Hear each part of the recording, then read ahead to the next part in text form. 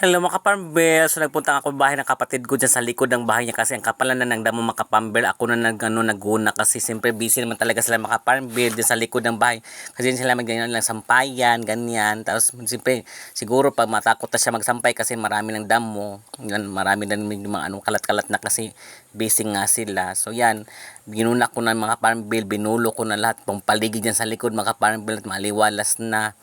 Inikot ko talaga yung buong tapos yan ang kapatid ko siya na naghakot sa mga damo na natapos ko nang tanggalin sa sa lupa. Tapos yan, sa awa ng Diyos malapit na ako kasi makapal talaga mga damo mga kaparmbil. Uy, busy talaga sila masyado sa kanilang mga career sa life nila mga kaparmbil. Wala nga dyan ang ko kasi madali din ako kasi nga yung mga alaga ko rin siyempre. Kasi yan, natapos na rin ako sa wakas. Yung pusa talaga makambel na aliw ako sa kapal-kapal ng balahibo. Mahalin lang yung mga pusa makambel. Mahal daw yan mga kaparmbel. Ha?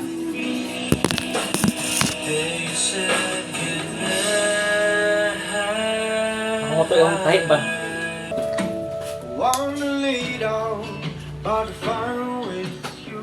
Win ako katapos. Kari din na yung bag ko. Kasi anong oras na yung mga dragon ko hindi kumain yun.